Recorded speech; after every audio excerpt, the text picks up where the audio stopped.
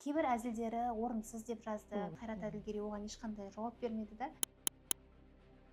Ондай мансап адамды өзгертеді. Ақша немесе атақ. Хитмендермен араласады. Мөлдір Мұқанмен болған киноға сын айтқан кезіңіз қоғам арасында қатты талқыланды. Бұралмаушылық бар ма? Әрине бар. Қой деп айтсам ренжисіздер ғой, бірақ реально сондай кино ше.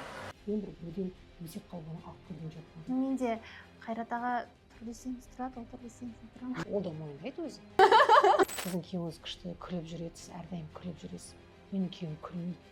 Кейде бір арқа ұстап кәдімгідей бір құтырып кететін кездері болады. Мысалы, менде бір сиқыр немесе менде бір құпия жоқ.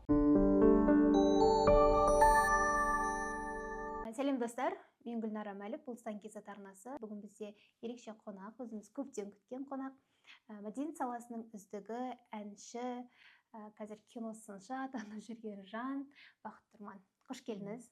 Көргеніңізге қуаныштымыз. Көңіл күйіңіз қалай? Шақырғандарыңызға рахмет. Көңіл күйім бүгін ауа райына байланысты кішкене құбылып тұр, бірақ дегенмен жақсы бәрі. Әуелі қазір заман дамыған ғой, жасанды интеллекттен сұрадық. Бақыт Тұрман деген кім деп өзіңіз сұрап көрмедіңіз ба? Қайрат туралы айтсақ, жаңағыдай мен туралы шығады кішкене. Әйтпесе өзім туралы сұрап көрмедім. Сұрап көрдік. Сұрап көрдіңіз бе? Бақыт Тұрман кім десем, бірден тік сөйлейтін, пікірін ашық айтатын тұлға деп жауап берді. Сосын мен сұрадым, неге сен олай ойлайсың деген сияқты. Енді біз қазір жасанды интеллектпен дос сияқты сөйлесіп кеттік қой. Өйткені ол дейді, шоу-бизнес мәселелерін жиі көтереді және ондағы адамдарды мықты сынайды. Тіпті өзінің мамандығы болмаса да кино сыншы деген атақты оған беріп қойған дейді, жазып берген. Содан кейін барып ол қателестім деді да, Қайрат Әділгерейдің әйелі деді, ұстаз деген сияқты жазды. Келісесіз ба негізі жасанды интеллектпен? Кейбір моменттермен келсем, бірақ енді бір кино сыншымын, барлығын білемін деп айта алмаймын. Бұл тек қана өзімнің менің субъективті пікірім. Сондықтан қалай оны халық бағалайды, мен оны білмеймін. Кеше Туысқан деген кинода презентацияда болыпсыз. Ұнапты сізге? Ұнапты, иә. Ұнапты. Мәссаған дедім. Бақыт ханымға да ұнайды. Неге халық солай менен күтеді? Қазір азайып кеткен жоқ па презентацияға шақыратындар сізді? Керісінше шақырады барлығы. Керісінше шақырады, керісінше сұрайды, ұялмай, қорықпай, менің көңіліме қармай айтыңызшы дейді. Өзіме таңғаламын. Неге керек оған ол, мысалы. Мен де алдында Үйлену оңай деген фильмге шақырды. Сол кезде мен ойладым, енді қойш, таныс режиссер, осы бойы айтпай қойыншы ештеңе. Көрейін де ештеңе айтпай қойыншы. Маған қайта-қайта жазды. Айтыңызшы, менің көңіліме қарамаңыз, айтыңыз. Сосын мен айттым. Осындай жерлері жақсы болды, маған ұнады. Осындай кемшіліктер менің көзқарасым бойынша мен көрдім. Болды. Ол ренжімен ма кісілер? Ештеңе жазған жоқ. Өзі айтты, мен ренжімеймін. Вот қалай ойлайсыз, солай жазыңыз деп. Бірақ дегенмен кейбір оқырмандарым бар. Сіз жақсы деп айтсаңыз, біз барамыз. Сіз не деп айтасыз деп кәдімгідей күтіп отырады. Мен бүгін тұсаукесердемін десем, болды, барлығы болды. Бүгін сізден айтыңыз қандай деп. Иә, шынымен де оның барлығы не үшін айтылады, білесіз ба? Әрине, кино индустриясында менің ешқандай қатысым жоқ. Оның болашағы менің қолымда емес. Қандай кино түсірсе де барлығы өздері біледі ғой.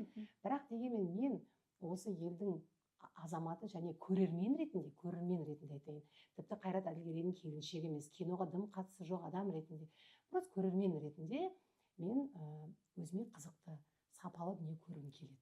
Және де біздің халық, біздің болашақ, біздің балалар, сапалы дүние көргенін қалаймын. Енді бұл тақырып қозғалып кетті көп жерде, демек біздің осы жерде де айтылу керек деп есептеймін. Мөлдір Мұқанмен болған киноға сын айтқан кезіңіз қоғам арасында қатты талқыланды. Екеуіңіздің араларыңызда біраз кикілжің болды. Офлайн болды ма, мен оны білмеймін, бірақ онлайн бір-біріңізбен сторис арқылы сөзге келіспей қалдыңыздар. Кейбір жағдайда енді, бірақ көрермендер түрлі пікір жазған болатын сізге. Жоқ. Олай болмады ма сіздің ойыңыз? Киноға байланысты ешқандай бір ұрыс керіс, сөз байланысып, ондай болған жоқ. Мен сол күні кинодан кейін айтқаннан кейін Мөлдір ханым өзі, дұрыс айтасың, осындай кемшіліктер болды, біз өткізіп алдық деген сияқты. Айтты, болды. Осы жерде әңгіме аяқталды. Солай болды. Оды өрбіткен ары қарай парақшалар, ол түсінбей қалған халық, біреуге ол қатты тиіп қалған екен. Осындай сияқты. Бұл жердегі бір мәселе, неге бұл туындап кетті, мен де кінәлі емеспін, ол жерде Мөлдір Мұқан да кінәлі емес. Бұл жерде просто сондай бір эмоционалды сәтте бұл кино туынды шықты. Сол сәтте менің кішкене жаңағыдай кемшіліктерді айтқаным халыққа қатты бір жүрегіне батып қалды. Көрдіңіз ба? Ал мен ол жерде біреуге бір тиісейін, біреуге балта шабайын деген ой емес. Мен әдеттегідей келемде эмоциямен кино көрдім или жыладым. Осындай жерлер ұнады, осындай жерлер ұнаған жоқ деп мен әрдайым айтамын. Кәдімгідей эмоционалды. Сол жерде де сөйтіп. Иә, сол жерде де үйге келдім де көрдіңіз ғой, келдім де шай ішіп отырып жаңағыдай мен қазір тұра тұрыңыздар, мен бәрін шақырайын да айтайын деп отқан жоқ. Ол дейтін кәдімгі бір адами фактор ғой, кәдімгі. Соны халық былай өрбітіп, одан кейін парақшалар өрбітіп деген сияқты сөйтіп кетті. Енді кішкене әдемі болып қалды енді ол жерде. Ал ол жерде артық сөйлеген сөздер, ол кішкене тағы да бір басқа парақшалар, психологтар, коучтар мені зерттеп кетті. Кім, қандай адам, нумерологтар, сөйтіп кетті да, и содан ары қарай ол өріп кетті. Енді мен оған ренжімеймін. Ол қазіргі уақытта тренд деген нәрсе. Яғни әлеуметтік желілердің бұл жұмыс барысы. Сол арқылы кейбір парақшалар өзіне оқырман жинайды, өзіне жаңағыдай статус алады белгілі бір. Сол сияқты олар соның жұмысы. Енді мен қайсы бірінің оның артынан еріп, түсіндіріп жіберемін. Мен әрдайым айтамын, менің айтқан сөзім атқан оқтай. Мен айттым ба, яғни менде сондай ой туындады деген сөз. Оның бір ар жағында бірдеңе, бір әдейі айтайыншы, ойластырайыншы, осыны дейді, ондай жоқ. Және де ол кино біз Қазақстандағы бір ғана кино емес қой. Басқа да кинолар көп қой. Оның алдында да қанша мен киноға бардым. Мен содан кейін өзім ойладым, мен қашаннан бері осындай пікір айтып жүрмін. Сөйтіп стористардың бәрін қарасам, 2020-дан бері мен пікір айтып жүр екенмін. 5 жарым, ал Еркежан екеуміз кинодан шықтық. Байгайс деген киносына бардық. Енді қалай, как всегда, отзыв менен бір тупой деп айтсам ренжисіздер ғой, бірақ реально сондай кино ше. Бірақ ржачный бар ғой.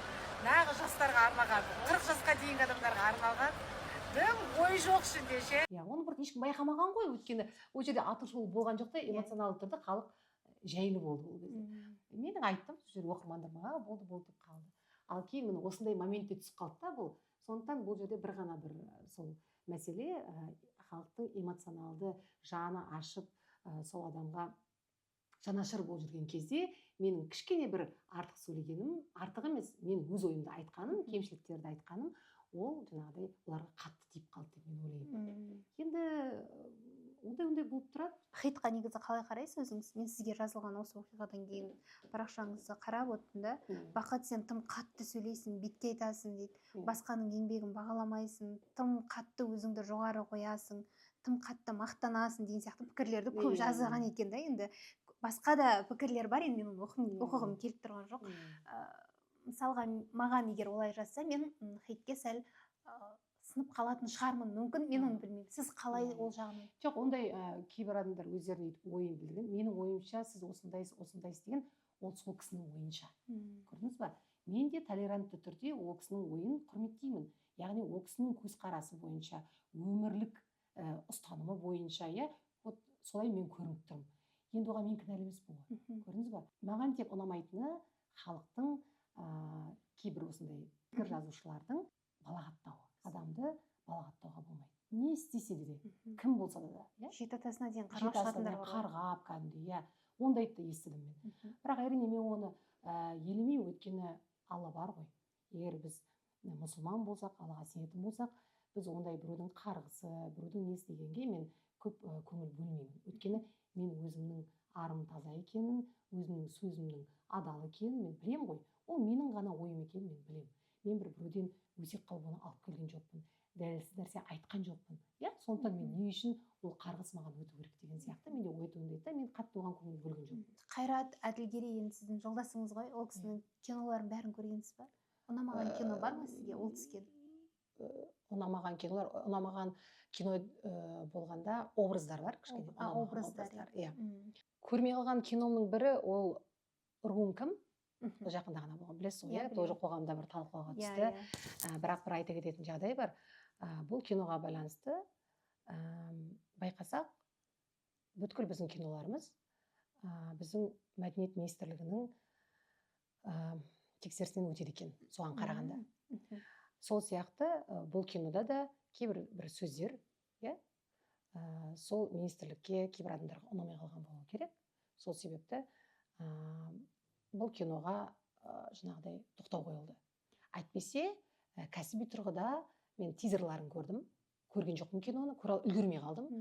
Несіне бара алмай қалдым тұсаукесеріне, бірақ әдетте кинолар депутаттық мінберде талқыланбайды. Иә. Ал дәл осы кино көрдіңіздер ғой, кейбір депутаттар ұнатпай қалды дегендей.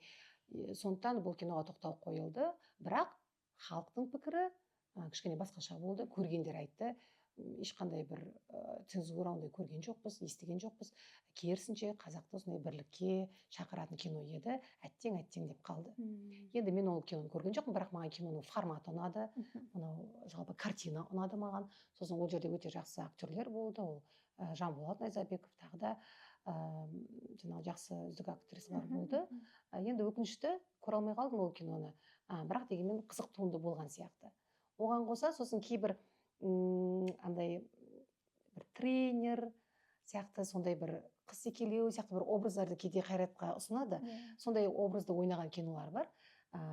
Сол кинолар енді қатты бір керемет туынды деп айта алмаймын. Өзіңізге жақпады? Иә, өзіме жақпады. Ренжіген жоқ па Қайрат мырза? Жоқ, ренжімейді. Ол да мойындайды өзі. Ерлік қой ол. Әрине. Ол барлығы сәтті шығады деген ол ешкім оған кепіл емес. Бірдеңе сәтті шығады, бірдеңе сәтсіз. Мен де мысалы туындыларымда бір әндерім өзіме ұнайды, бір әндерім ұнамайды. Халықтан Қайрат Әділгерей ойнайды десе, маған бару керек дейді да, өйткені ол кино үздік өтеді деген сияқты. Иә. Кейде ожидание реальность деп айтасыз ғой. Актер мықты болғанмен сценарий әлсіз болғанмен актер деген сияқты. Иә. Вот сондай моменттер болады да. Мен сол туралы айтамын да әрдайым, көрдіңіз ба? Сценарий жақсы, костюмдері жақсы, локациялар керемет деп айтамын да, бірақ кішкене актерлік шеберлік жетіспей қалды деп айтсам, мысалы қателік па? Меніңше қателік емес. Иә, қателік емес ол. Хиттардың көпшілігі әйел емес, еркектер жазыпты да. Соны өзім таңғалдым да, неге еркектер деген. Иә, мен де таңғалған. Мен бір отырысқа барған кезде маған айтқан бір досымыз, ана менің достарым барлығы келіп сұрап жатыр, анау бақыт не деп жүр, неге өйтіп айтты деп. Мен ойлаймын, еркектерге не жоқ? Еркектерге не жоқ? Басқа шаруа жоқ па еркектерде? Шаруа сендерсіз жандарым-ау деп кейде ойлаймын, біз еркектер отырып соған пікір жазған кезде. Еркектер тек қарап, өзінің ісін тындырып, көп сөйлемей жүру керек қой негізі, мен ойлаймын. Иә. Әйелдер енді біз кейде көп сөйлеп қоямыз, кейде солай алға басып кететініміз бар, иә, шын оны мойындау керек мысалы. Ал мен жалпы былай түріме қарасам қатты қазақи адам емес сияқты болып көрінемін негізі. Бірақ менің ішкі рухым бар. Мен өзімнің ұлтымды жақсы көремін, өзімнің жерімді жақсы көремін, елімді жақсы көремін. Және де мен елімде кез келген жаңағыдай бағытының да болады ғой, экономика, мәдениет, тағы да не ауыл шаруашылығы, соның барлығын дамығанын қалаймын. Хотя менің оған ешқандай қатысым жоқ. Мен оған ешқалай бір әрекет ете алмаймын, әсер ете алмаймын. Іштегі қазақы бақыт. Иә, бірақ менің ішкі қазақи жаңағыдай рухым соны қалап тұрады. Сол үшін мен кейде мына здание онша емес, көшелер лас, мынау неге очередь деп кейде айтам өзім ойымды. Иә? Ол неге мен айтам? Просто каприз болғаннан айтпаймын. Соған жаныма шығанын айтам. Осындай болмаса екен, халық үшін жағдай жасалса екен, да? Қоғамдағы барлық маңызды мектептер салынса екен деп, мен мысалы сол үшін айтам. Мына мектептер шамалы. Неге жақсы мектепті салмаймыз? Неге біз педагогика саласын көтермейміз? Мысалы, сол сияқты менде барлық осындай бір азаматтық нелерім шығып кетеді кейде. Мысалы, қоғамда резонансты оқиғалар болады, әсіресе Бішімбаевтың ішінде, Шерзат Болаттың өлімі кезінде осындай шоу-бизнес өкілдерінен пікір сұрағысы келеді. Осындай кезде халық алдында жүрген әншілер, жаңа танымал адамдар үнсіздікті қалайды. Негізі кезінде Біржан Салдар сияқты, Бұхар Жырау сияқты, негізі өнер адамдары халықтың ойын жеткізуші, немесе халықтың ойымен өзінің бір туындылары арқылы жеткізуші еді негізі. Қазір бізде ондай жағдай жоқ. Енді жаңа фильмнің өзін айтсақ, руын кімнің өзін айтсақ, мынау жүргізу тоқтау қойылды. сол ретте мен ойлаймын енді сондай бір өз үшін емес, отбасы үшін, өзінің Қорқады. болашағы үшін бір қорқыныш болады. Ол ары қарай проблемаға ауысып кетуі мүмкін. Қазір сондай жағдай. Сондықтан енді үнсіз қалуға келеді. тура келеді. шоу бизнесте негізі достық бар ма? Айтып жатады ғой, подружка, анау мынау деп. Мен ойламаймын, кәдімгі шынайы достық бар деп ойламаймын мен шоу бизнесте. Жалпы араласу бар. Әрине біз барлық аға әпкелерімізбен, құрдастарымызбен, әріптестермен араласамыз, сәлеміміз түзеу. Ол араласу процесі сол концерттің кезінде, сахнаның артында да, немесе бір отырыстарда, тойларда, соларда. Бірақ бір сондай бір отбасылық дос болып келеді деп мен ойламаймын. Енді егер бала кезден да, студенттік кезден бірге келе жатқандар болса, онда әрине болуы мүмкін.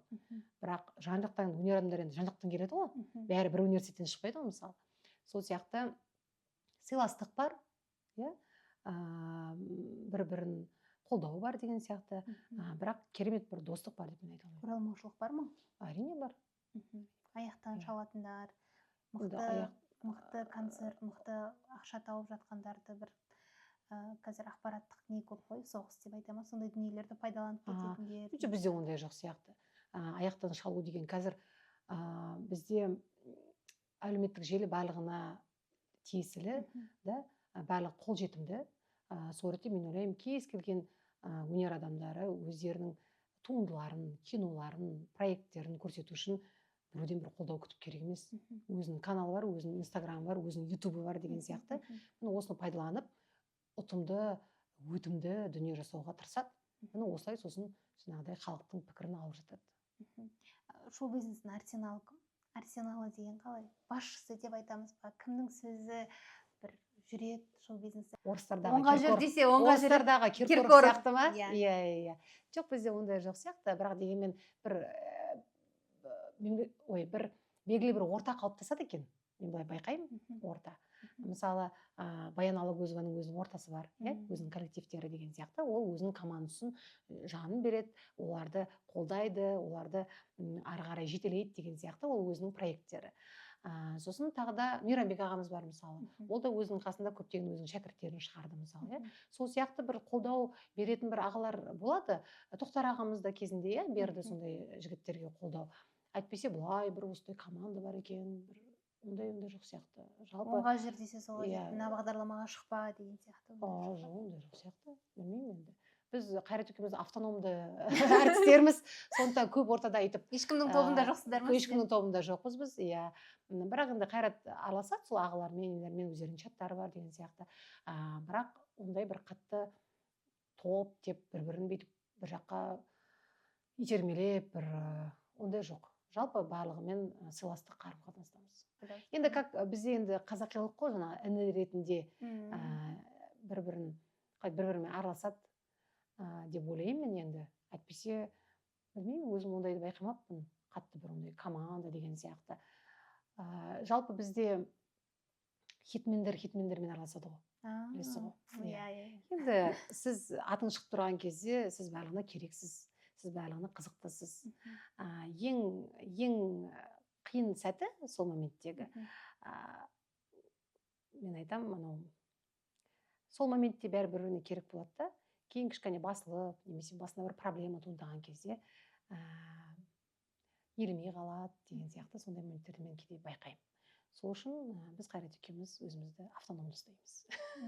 Сіздер басына күн туған әншілер болады ғой, кейде хейтқа ұшырайды мысалы. Сондай сәтте қолдап шығасыздар ма? Ол жақта да бір нейтралды ұстанасыздар ма? Иә, нейтралды ұстанамыз. Әр адам өзінің істеген ісіне жауапты ғой, мысалы. Сондықтан нейтралды ұстанамыз, просто қараймыз, көреміз, кейде жанымыз ашиды, кейде нейтралды түрде жаңағыдай, енді бұл күннің басында болмай жатыр деген сияқты. Енді өзіңіздің жолдасыңыз Қайрат Әділгерейге қатысты да бір жақында той болды ғой, енді Қазақстанды шулатқан, тікелей эфирден қаншама халық көрді. Сол жерде асабалық қызмет жасады сіздің жолдасыңыз, актер Қайрат Әділгерей. Кейбір әзілдері орынсыз деп жазды. Қайрат Әділгерей оған ешқандай жауап бермеді да. Неге жауап? Сіз жауап бердіңіз. Иә, мен айттым, маған ұнады дедім той. Жалпы тойды айттым мен. Жалпы той тек тамадаға қарап тұрған жоқ қой, жалпы. А сіз енді қараңыз, обратный сол ситуация басқаша келіп тұр енді. Көрдіңіз ба? Біз неге тек қана бір тамадаға қарап бүкіл тойды жаман деп айтуымыз керекпіз? Ол тамада, ол тойдың тек қана бір бөлшегі ғана. А тойдың өзі ше, қаншама адам оған дайындалды. Иә? Сіз көрдіңіз бе қандай ресторан, қандай оформление болды. Жалғыз баласының тойы. Мен де кәдімгідей қызығып, шашылды адам, иә? И сол бір тамаданың бір әзіліне болады. Той жаман өтті деген болмайды.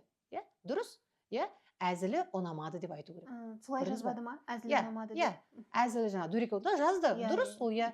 Мен де кейбір әзілдерін мен де ойлаймын дөрекі болды деп. Мен де айтамын, бар кейін айттым. Осындай жерлерің, осы сөздерің дөрекі болған сияқты деп мен айтамын, айтпайды емес. Бірақ жалпы той жақсы өтті ғой. Көрдіңіз ба? Біз соны неге айтпаймыз? Тек қана жалпы той жақсы өтті. Осындай қандай келіншек болды, қандай жігіт болды, қандай құдағилар болды мысалы, иә? Асабаға байламайды. Иә, тек қана асабаға оны байлап не керек мысалы. Сол сияқты кинода да жаңа айтқандай, иә? Біз барлығы жаман айта алмаймыз, оның да бір жақсы жақтары болады, оның да бір кемшіліктері болады. Сол сияқты тойда да кемшіліксіз той көрген жоқпын мен ешқашан. Білесіз ба? Кез келген адам той жасаған кезде қап ана жерде бүйтуім керек еді, мына жерде сөйтуім керек еді деп ойлайды. Сол сияқты мен де өзім ойымдаймын. Мен тойда отырдым мысалы. Ана жерде дейтін адамның көптігі, енді мен шын айтайын, ондай той көрген жоқпын. Да? Енді мүмкін ол Шымкент жақтарда бар шығар, онда 700 адам, 1000 адамдық тойлар, иә, оны айтады Қайрат әрдайым. Ол жақта көп болады деп. Но Алматыда 700 адамдық той мен еш жерде көрген жоқпын. Сол ретте мен де уайымдадым, өзі де уайымдады. Қалай болады екен бұл? Тем более әртістердің алдында көп тамадалар кішкене жасқанады. Шын айтайын. Өйткені әртістерді ұстап отыру, ол дейтін өте қиын. Білесіз ғой, ешкімге жаңағыдай бүйтіп отырып тамақ ішу керек емес. Олар күнде тойда жүр ғой өйткені. Оларға қызық емес. Оларды бірдеңемен, сондай бір өздеріне қатысты бір әзілмен аналарды бүйтіп тістеп, шұқылап, қызықты қылдырмасаң, да, кейде тіпті дөрекілікпен. Шын айтайын, ұстамайсыз әртістерді. Мен сізге айтайын, мен столда міне 12 адам отырдық, жалғыз өзім отырдым. Бәрі тұрып кетіп фотоға түсіп жүр бәрі ана жақта. Сол ретте енді Қайрат барынша жаңағыда ана әртіске де тиісті, мына жерде мына құдағиларға да бір сөздер айтқысы келді, әзілдегісі келді енді, шыны керек. Өйткені ол жерде тақпақтатып тұратын болсаң қазір, иә, өтпейді. Шын өтпейді. Бастапқы бөлігі болды ғой енді жаңағыдай беташар болды, ол жерде кәдімгідей басқа бір тамада жүргізді. Енді ол беташар официалды түрде болды да, одан кейін енді кішкене жастарға, мынау халықты сауықтыру дейді ғой, ойын сауық дейді ме, қалай, сондай келтіру керек болды. Сол ретте енді мен ойлаймын, Жанболат ағамыз бостан-босқа Қайратты бір аяқ асты тыңдаған жоқ. Мен де уайымдадым, енді көресіз, сіздерге жазып жатыр, соншама сіз ренжіп қалған жоқсыз ба деп өзім сұрадым. Сосын жоқ, ол енді ютубтан көрген кезде жаңағыдай солай көрінген шығар, мүмкін сондай именно сол әзілдерді бөліп алған кезде әрине кез келген адам ренжуі мүмкін. Көп адамдар бізде сондай жеңіл әзілді қабылдай білмейді. Қайрат Әділгерей енді халықтың алдында жүрген актер деген сияқты, біздер енді халық алдында жүрген адамдарды, біздің қарапайым адамдар идеал көреді ғой. Артық әзілдемеу керек, түзу кетсек деген сияқты. Болады ондай нәрселер, болады, иә, әрине, ол да адам ғой, мысалы, кейде эмоцияға беріліп кететін кездер болады. Кейде бір арқа ұстап, кәдімгідей бір құтырып кететін кездер болады, мысалы. Ол өзі Қайрат негізі сондай кішкене қатты бір ұстамды, бір сондай серьез адам деп мен айта алмаймын. Оның өмірлік стилі сондай, ол өзінің болмысы сондай. Сосын енді оны біз оған ондай болмайды деп айта алмаймыз ғой. Оны кім қабылдайды? Кім қабылдайды? Сол болмыс үшін, сөйтіп әртістермен әзілдей алғаны үшін шақырады ғой оны.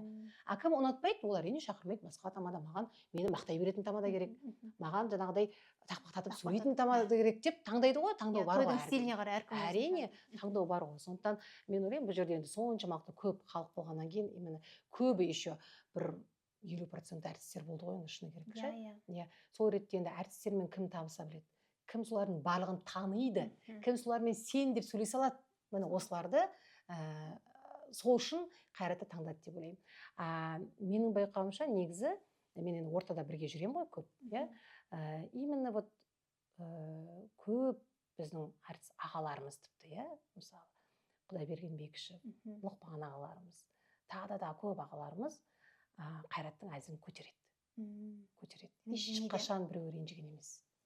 Оны өзінің інісіне жақсы көреді, біріншіден, екіншіден барлығы көтереді. Негізі біздің жалпы әртіс адамдар, олар әзілге жақын адамдар ғой. Біз барлығымыз идеалды көрінгіміз келеді просто камерада. Негізі жалпы өз ортамызда неше түрлі әзілдер айтылады. Сол ретте әрине олар енді өз бір жабық кештеріне, өз тойларына Қайраттың жүргізу стилін біледі, сол білгеннен кейін барып соны шақырады және оның әзілдерін керемет көтереді. Шоу-бизнес жұлдыздарының вайбын біледі, соны сезіне алады дегеніңіз.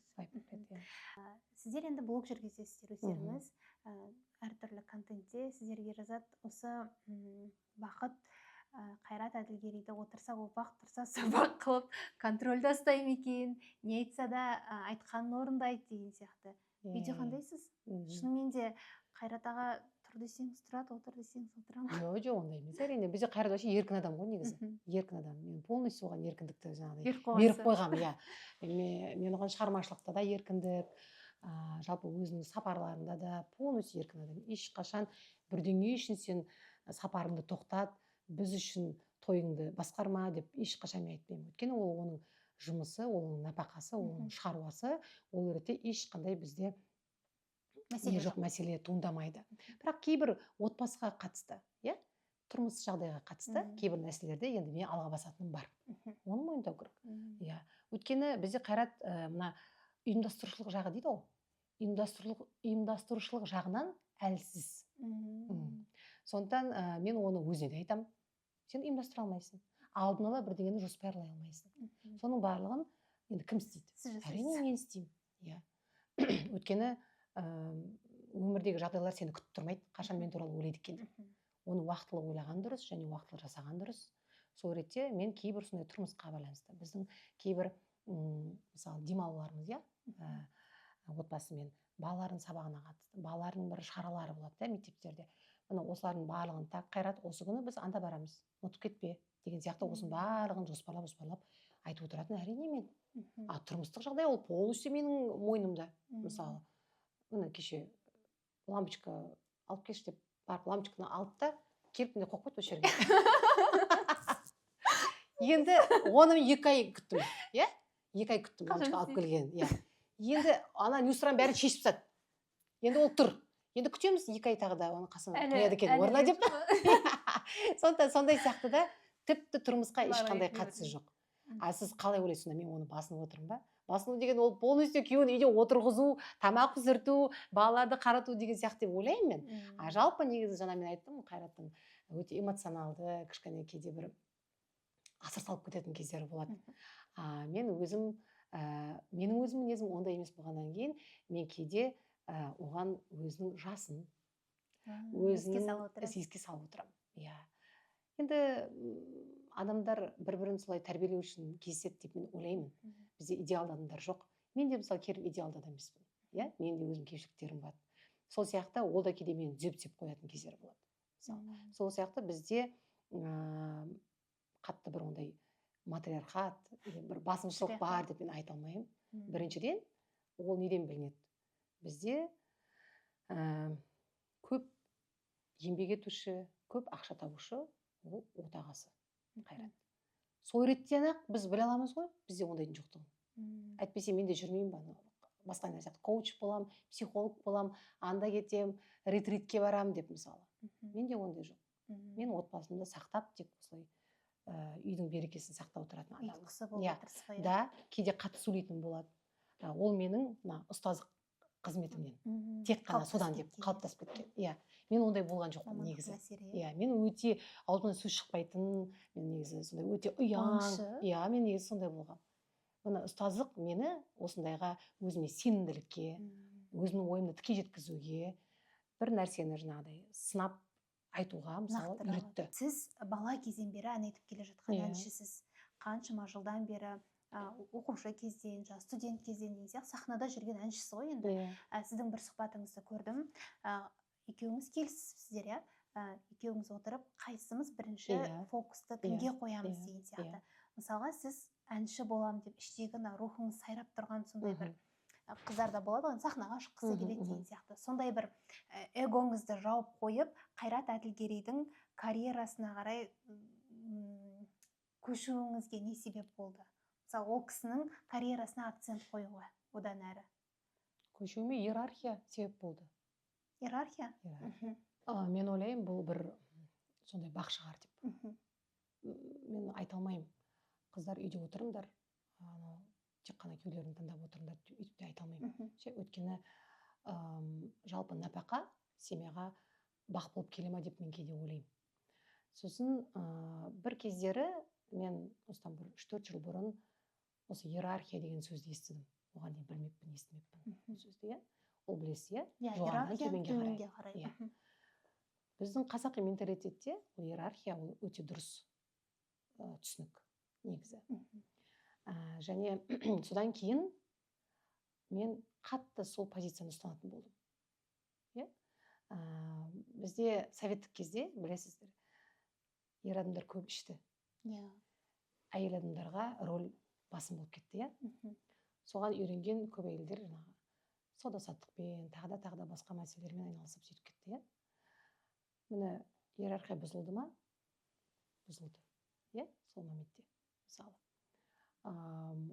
Ол жерде не әсер етті? Ол еркектер кінәлі деген сөз емес. Ол кезде сол қоғамның сол кездегі ішімділікке әуестігі, иә?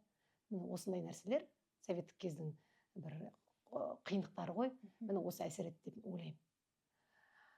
Енді қазіргі кезде біз не өзгерте аламыз? Қазір біздің жалпы Қазақстанда барлығы дамып жатыр ғой. Сол ретте мен ойлаймын, біздің ер адамдарға да жаңағыдай бас дейтін ер адамға кез келген салада жұмыс табылады деп. Енді иерархия сол ретте өзінің рөлін ойнау керек та. Кейде ол табиғи түрде болады, кейде ол біз ойнап жасауымыз керекпіз оны. Искусственно дейді ғой. Әйелдер қатысты. Жалпы айтады ғой, ер адам бас, әйел мойын дейді ғой. Ол сөзбен де мен тікей келісем. Келісем. Өйткені шынымен де ақылды әйелі болған еркек әрдайым жақсы өмір сүреді негізі. Сол ретте ақылды әйелі болып, тіпті сіз керім болып баратсаңыз да, ақылды болып баратсаңыз да күйеуіңізден, бірақ сол иерархияны сақтасаңыз, онда сіз әдемі көрінесіз жалпы отбасыңыз. Біздің қазақи үлгілі отбасыға лайықты болып көрінеді менің ойымша. Қазір уақытта мен көрем, ондай ер адамы үйде отыратын, әйел адамы түзде жүретін, ондай отбасылар өте көп. Түзде жүргенде ол неше түрлі нәрселермен жаңағыдай, енді ретрит дейді, коучинг дейді, анда барады, мында барады. Менің ойымша ол дұрыс емес сияқты. Вот сіз сезіп тұрсыз ба, ер адамыңыз ақша тауып жатыр, ең басты отбасыңызға әкеліп жатыр оны. Мүмкіндік беріңіз оған, шарықтауға. Сол ретте мен өзімнің отбасымды айтайын енді. Сол кездері жаңағы Қайраттың бағдарламалары, кинолары көбейіп, тіпті уақыты болмай жатқан кезде мен түсіндім Құдайдың неге меңзеп тұрғанын. Сол ретте мен жоқ, мен шығам, бүкіл ақшаны маған құрт деп егер мен айтатын болсам, онда әрине мүмкін қазір жағдай мүмкін басқаша болар еді. Мен өзімде сондай күшті таптым, что сен жүр, сен жарқыра, ешқандай сенде бір тосқауылдар болмасын жолыңда деп, мен кәдімгідей оған бүкіл жағдайын жасадым. И менің тәжірибемде ол дұрыс шешім болды. Мен басқалардың тәжірибесімен салыстыра алмаймын. Өйткені бізде ер адамдар да әртүрлі, білесіз бе? Кейде сондай бір әлсіз, сондай бір дұрыс емес жолмен жүретін ер адамдар болады. Ол ретте біз айта алмаймыз әйелге, үйде отыр деп. Мысалы, көрдіңіз бе? Сондықтан бұл жерде ер адамдарға да бұл сабақ, әйел адамдарға да бұл сабақ. Егер сіз дер кезінде ақылды әйел болып, дер кезінде сезсеңіз, ер адамға нәпақа келе жатқанын, бір бақыттың келе жатқанын, бір жақсы жұмысы жүріп жатқанын сезсеңіз, кішкене тоқтаңыз, отырыңыз кішкене, мүмкіндік беріңіз, жағдайын жасаңыз. Сол кезде барлығы дұрыс болады деп ойлаймын. Осы ретте жаңағы Қайрат Әділгерейдің сұхбатында айтты ғой, менің осылай шалқып жүргенім дейді, менің үйімдегі тыныштық деп. Осы ретте ер адамдарда, мысалы, әйелдің жолы мықты болып кетуі мүмкін да, мықты әнші, сұраныста деген сияқты, ал еркектің жолы болмай жатады. Осы сәтте әйелге мысалға көбірек акцент қою, ол да орынды ма? Ондай да отбасылар болады. Иерархия өзгеріп кетпей ма, әлде қалай? енді қазіргі кезде ондай да болып жатыр ғой, иә, нәпақа әйел арқылы келіп жатқан, иә, іскерлігіне байланысты әйелдің жаңағыдай. Ну, ондай кезде ол әйелдің қоғамдағы орны ғой, қоғамдағы. Ал отбасында онда өз орнын жаңағы сақтап қалу керек. Сол иерархияны бұзбау керек ең басты. Балалар үшін сіз анасыз бәрібір де, сіз бір бизнесмен әйел емессіз балалар үшін. Балаларға керек емес ешқандай бай мама немесе балаларға өзінің анасы керек қасындағы. Көрдіңіз ба? Бай немесе бір керім жұлдыз әнші балаларға керек емес ол. Балаларға қарапайым ана керек. Сол ретте егер сіз өзіңіздің рөліңізді дұрыс бағытта ұстап жүре алсаңыз, иә, мына жерден қоғамда керім белсенді ақша тапқыш әйел болыңыз, үйге келген кезде сіз кәдімгідей қарапайым әйелсіз, анасыз деген сияқты, келінсіз деген сияқты, онда әрине бұл жағдайды жайлап өтуге болады. Ал егер білесіз ғой, бізде қазір ондай жұлдыздық, ондай мансап адамды өзгертеді көп. Білесіз ба? Өзгертеді ғой енді. Оның жалпы өмірге деген көзқарасын, оның жүріс-тұрысын, сөйлеуін, манерасын, сосын жайлап қарасақ, олар бастайды, мен саған қарағанда көп табамын, барсаң бара бер деген сияқты. Біз бәрі пенде ғой өткені. Көрдіңіз ба? Кім осылай, кім ақылға салып деп отырады дейсіз. Ондай сирек кездеседі ондай әйелдер. Сондықтан сондай болмаса, әрине онда отбасын сақтап қалуға тырысады. Ал қазір особенно жастардың арасында мен сондай көремін, самодостаточная, зачем мне кого-то кормить деген сияқты сондай бір девиздар, сондай ұстап алады да, и сосын барып еркек өзімен өзі, бала шаға өзімен өзі бір жақта, сөйтіп осындай бақытсыз семьялар сосын пайда болады. Мынандай түсінік келіп жатыр да маған, жалпы отбасыдағы барлық жүк тек әйелге ғана артылатын сияқты, бір ұйытқыны да ұстайтын, еркекті де бақылауда ұстайтын, отбасының қалай жылжитыны ол әйелге ғана байланысты сияқты. Бұл жерде еркектің бір қандай да бір несі қайда орны? Еркек жұмыс істеген кезде сізді асырап жатыр ғой. Ақша келіп жатыр, сосын барып дер кезінде, жаңа айтып тұрмын ғой, ақылды әйел деген ол не сөз, дер кезінде ана еркектің басын бұрып тұру керек қой отбасыға қарай. Балалардың тәрбиесі, балалармен ол ұйымдастырушылығы.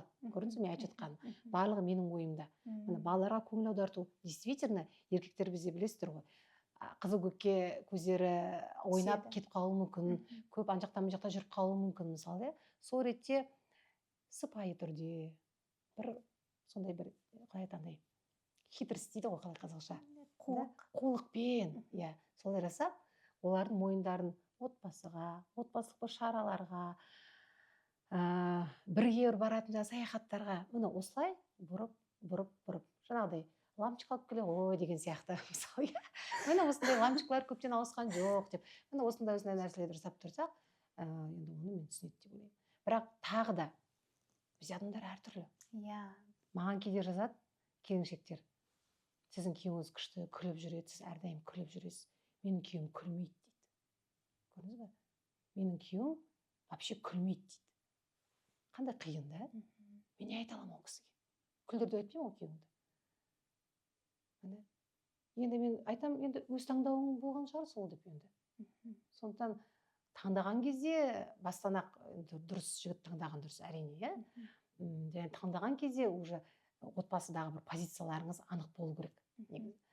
Ал кейін оған бір ренжіп, көңілі қалып, бірақ солай өмір сүру өте қиын.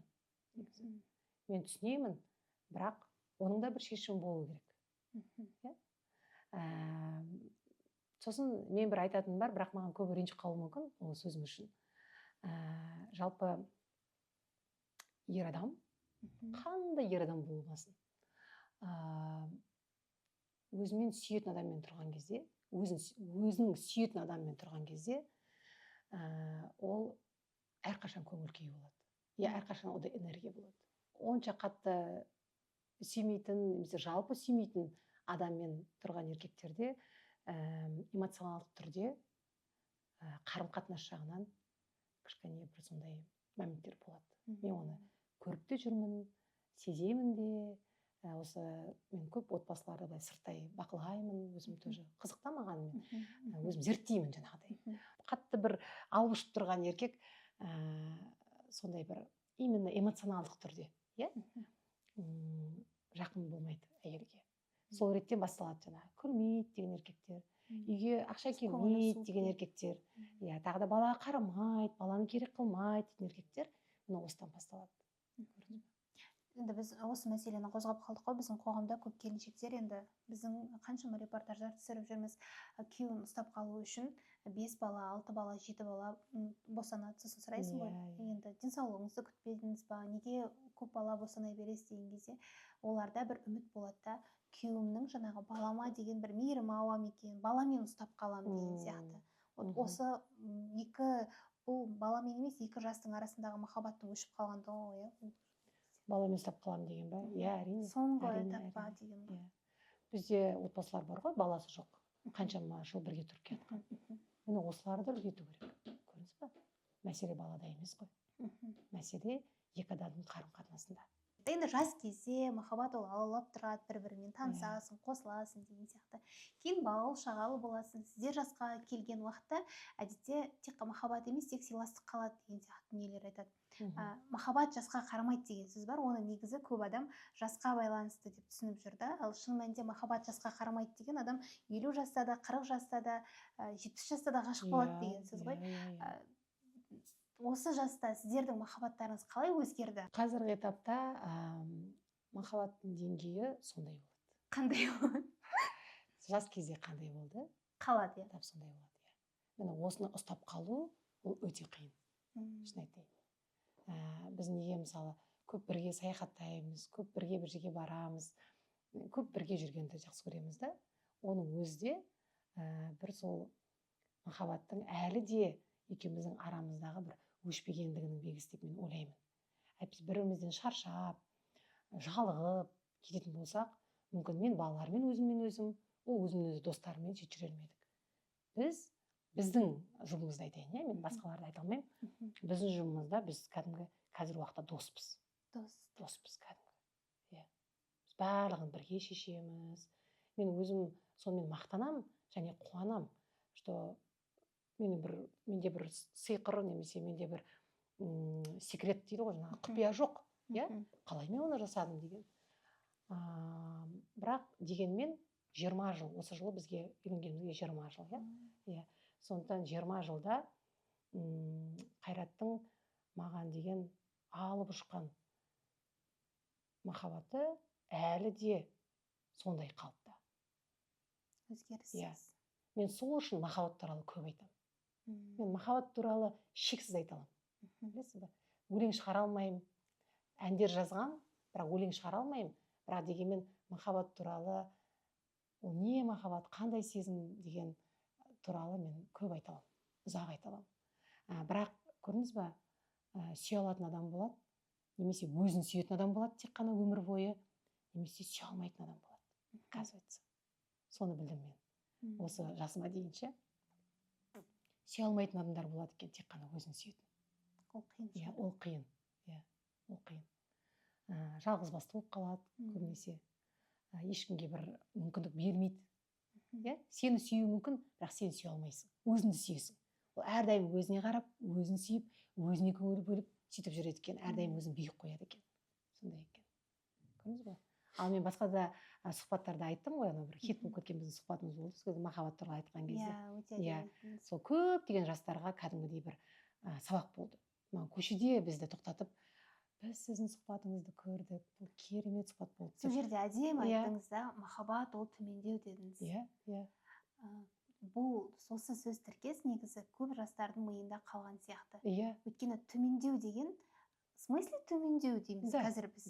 Өйткені бізді бұл триггировать етеді. Оны жасыратын ештеңесі жоқ. Қоғам солай өзгерді. Мен оны білмеймін. Бірақ сол қалай төмендеу деген сияқты еркектер де, жас қыздар да төмендегісі келмейді қазір. Келмейді төмендегісі. Көрдіңіз бе? Бірақ сүйгісі келеді. Сүйгісі келеді. Бақытты болғысы келеді, бақытты бір күшті жігіт тапқысы келеді. Бірақ төмендегісі келмейді. Көрдіңіз бе? Бірақ қалай болса да шынайы жүрекке қонған махаббат ол төмендеу. Төмендеу деген, қараңыз, төмендеу деген ол құрбан ету деген ғой. Ол құрбан ету деген. Сіз өзіңіздің көңіліңізбен, өзіңіздің таңдауыңызбен, эмоцияңызбен жүрегіңізбен құрбан етесіз. Сіз соған дайынсыз ба? Міне осыған дайын болу керек та. И одан ұялмау керек. Ұялмау керек. Сіз шын сүйген кезде сіз айта аласыз, мен шын өмір сүрдім деп. Көрдіңіз бе? Сүю деген ол керемет қой.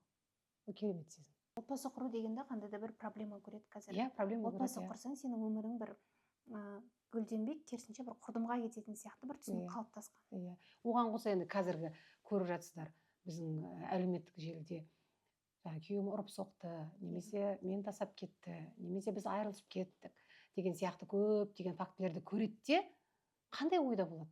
Ой, неғыламын мен ондай проблема деген сияқты. Ешкімге сенім жоқ, қазіргі жігіттер барлығы жаман деп осылай міне принцип қойып алады да, сосын барып жүреді солай. Демек негізі олай емес қой. Айтыңызшы, махаббат деген сіз үшін не? Отбасы деген не сіз үшін? Біріншіден, идеалды адамның жоқ екенін түсіну керек. Сен үшін де идеалды адам жоқ. Иә? Сен үшін біреу на белом коне дейді ғой, сөйтіп келмейді. Ондай адам жоқ деп айтуға болады. Және де махаббат деген біріншіден жаңағы жүректің қалауы деп атамыз ғой, иә? Жүректің қалауы және де сол адамды бар болмысымен қабылдау. Бар болмысымен қабылдау. Сол кезде ғана сенде отбасылық өмірде әр қарай, иә? Ондай ұрыс керіс, бір өзіңдікін дәлелдеу оған, өзіңнің бір құқықтарыңды оның алдында қорғау деген ондай болмайды. Сіз ол адамды қалай көрдіңіз, ұнаттыңыз ба, сүйдіңіз ба, солай қабылдайсыз. Өмір бойы солай қабылдайсыз. Осылай, көрдіңіз ба? Соған көнесіз, қабылдайсыз, оны көнуге міндеттісіз. Солай, әйтпесе сіз отбасы құра алмайсыз. Өйткені идеалды адам жоқ. Идеалды. Сол ретте жаңағыдай кейбір айтады ғой, кейбір моменттеріне қарап сіз таңдайсыз ғой, ер адамды, мысалы, қыздар таңдаған кезде, да? Қыздар мысалы жігіт таңдаған кезде несіне қарау керек қазір сіздің ойыңызша? Мен білмеймін ол қыздың қалауы қандай екен. Көрдіңіз ба? Әртүрлі ғой қалау. Адамға байланысты. Менде мысалы қызық айтайын. Менде бір фактор болған, Қайрат таңдаған кезде. Қандай фактор дейсіз ғой? Тарихты жақсы біледі. Тарихты. Мен бір интервьюда айтқам тоже, жалпы тарихты жақсы білген ер адам, ол жақсы. Ол ақылды. Сіз сөйтіп ойладыңыз, иә? Мен сөйтіп ойлаймын да, қазір де ойлаймын. Кез келген ер адам тарихты білу керек. Ол дүниежүзі тарихы болсын, ол Қазақстан тарихы болсын. Мен үшін сондай талап болды.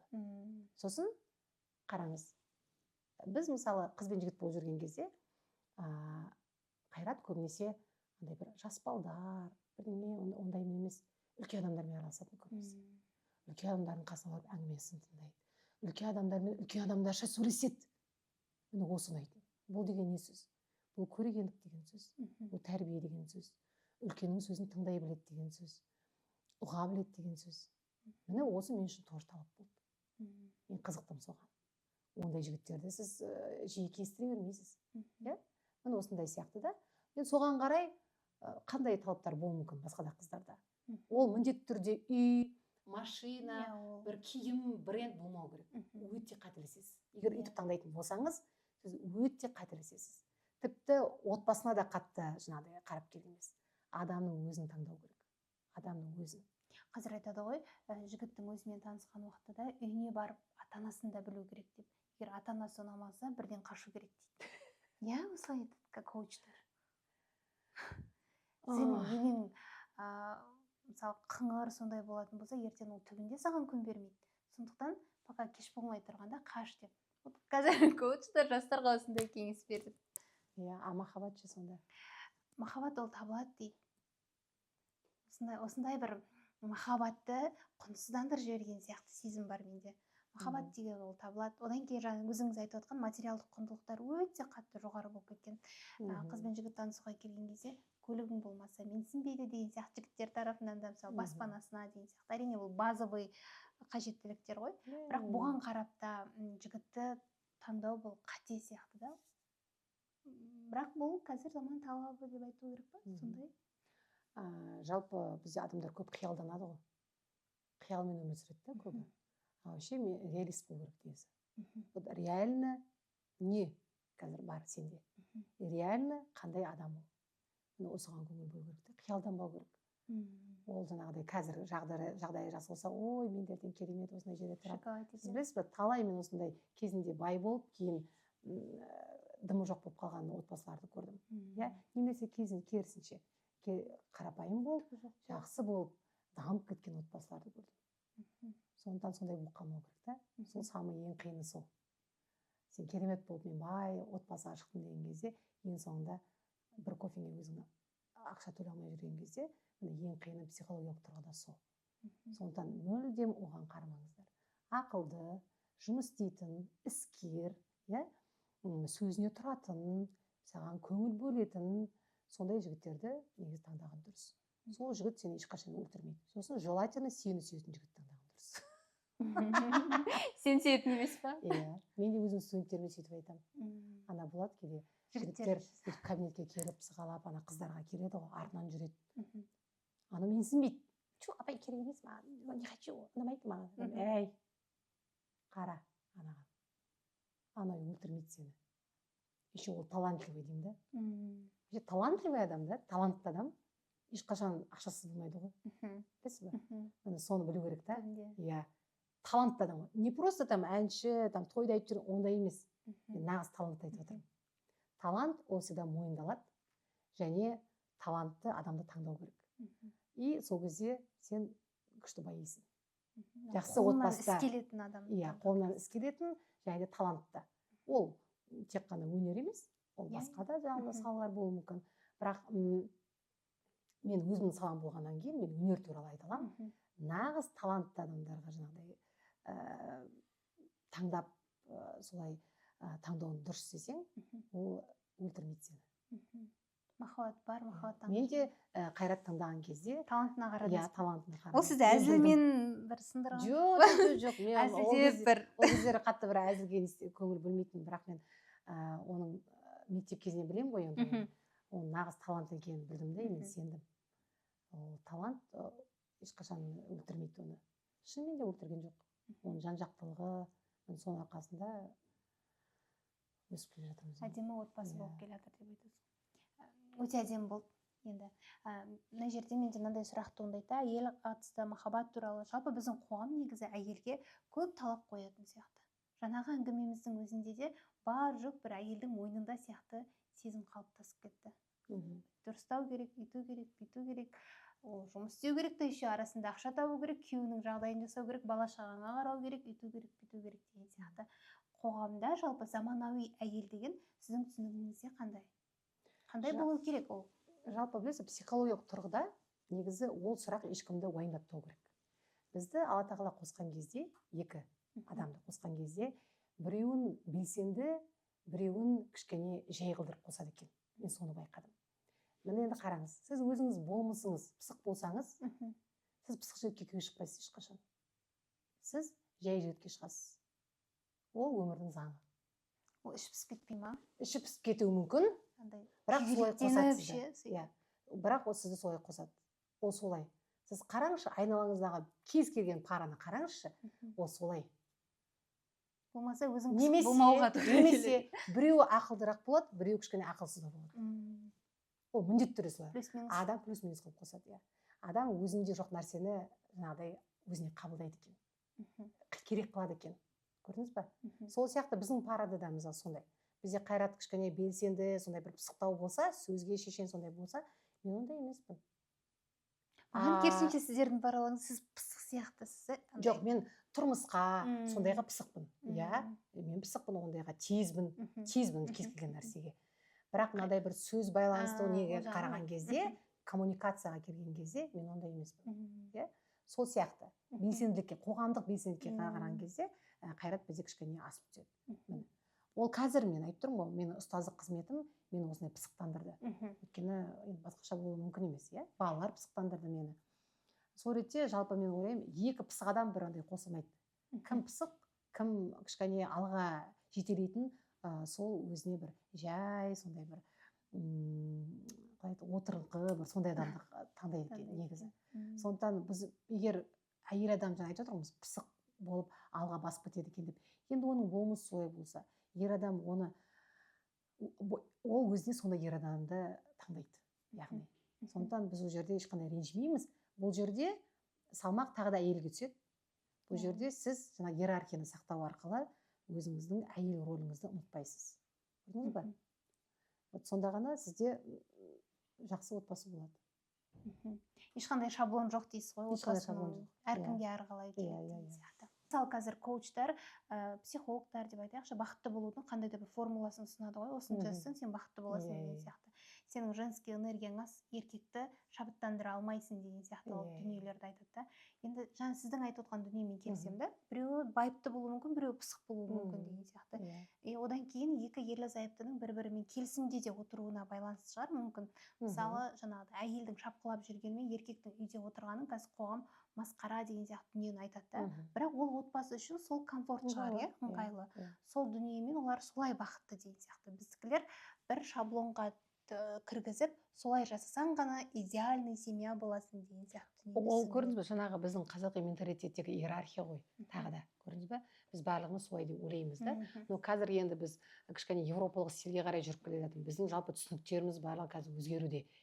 Сол ретте жаңағыдай ер адам үйде отырып декретный алады екен еще, міне осындай түсініктер қазір бізге енуде. Енді біз кімді қазір сенікі дұрыс емес деп айта аламыз, бірақ менің ұстанымым бойынша, жаңа айттым ғой, мен жалпы иерархияны ұстанғанды дұрыс көремін өзім. Қатты бір асып бара жатсақ та кішкене өзімізді басып, рөлімізді, орнымызды біліп деген сияқты мына осыны ұстануымыз керек деп мен ойлаймын. Сол кезде жалпы біз өзіміздің ұлттық кодымызды, ұлттық идеологиямызды жоғалтпаймыз. Егер ол қазір кез келген отбасы ойына келгенін жасап, мен қытайлар сияқты өмір сүремін, мен европеецтер сияқты өмір сүремін деп істейтін болса, или японстар сияқты бар осындай методикалары, онда біз өзіміздің қазақи отбасылық құндылықтарымызды жоғалта аламыз. Көрдіңіз ба? Мен сол үшін айтып жатырмын бұны. Әйтпесе әрине таңдау әр адамда, бірақ егер біз қазақпыз, біз қазақ отбасы болғымыз келеді, біз өзіміздің менталитетімізді ұстанғымыз келеді дейтін болсақ, онда біз иерархияны ұстануымыз керек. Біз ел алдында жүрген адамдар сіздерден мысалға үлгі алады, күнде көретін деген сияқты. Үнемі сұрақ туындайды, бұл кісілердің отбасында қалай екен, не ұстанады екен деген сияқты. Осындай сәтте міне ашық айтып отырғаныңызға рахмет. Мысалға біздің отбасыда осындай, мысалы бізде мойын, бізде бас, мен үйде пысықтықты осылай жасаймын деген сияқты. Әйтпесе бір инстаграмдағы идеальный картинкаға сенеміз ғой бәріміз. Ой, анау үйтіп жатыр екен, мынаған гүл береді, сен маған гүл бермейсің, мынаған там машина берді деген сияқты. Сөйтіп қырғын айқай шу ұрыс отбасыға берекет кетеді негізі. Сұхбаттың соңын енді блицпен аяқтайық. Мен сізге екі вариант айтамын, өзіңізге қайсысы жақын, соны таңдасаңыз. Әнші, эстрада, сахнада жүрген, болмаса ұстаз. Мен үшін ба? Сіз үшін. Қазір уақытта ұстаз маған мәртебесі жоғарырақ. Әйел үйде отырған ана, болмаса әнші.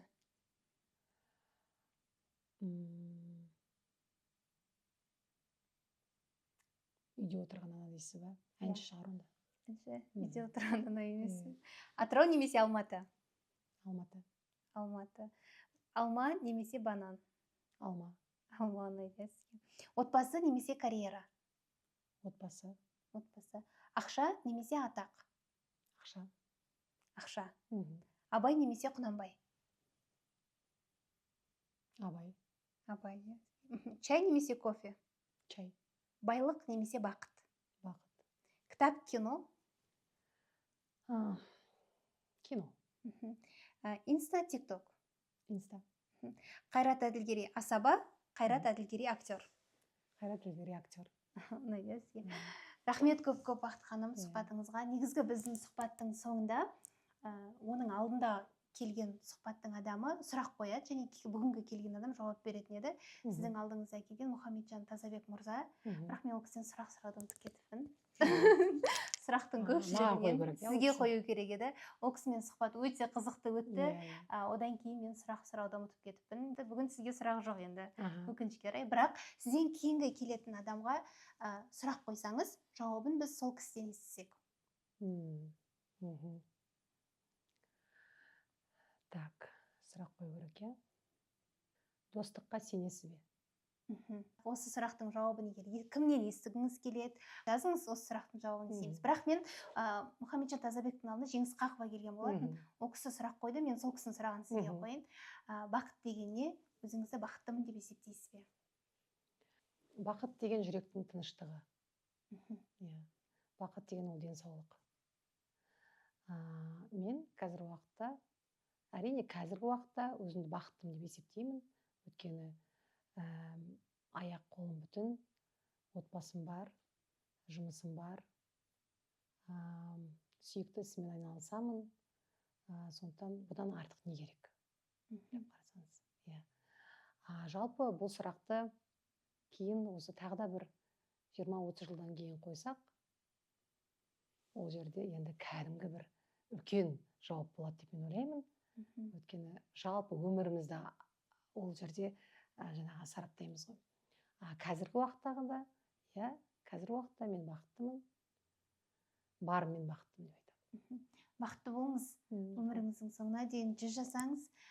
Қайрат мырза екеуіңіз үбірлі болып балаларыңыздың қызықтарын көріңіздер. Және де енді ел алдында жүргеннен кейін сіздерден мықты ән, жақсы кино, керемет бір жобаларды күтеміз. Сұхбатқа келіскеніңізге, уақыт бөлгеніңізге үлкен рахмет. Танысқанымызға қуаныштымыз. Рахмет. Аман сау болыңыздар.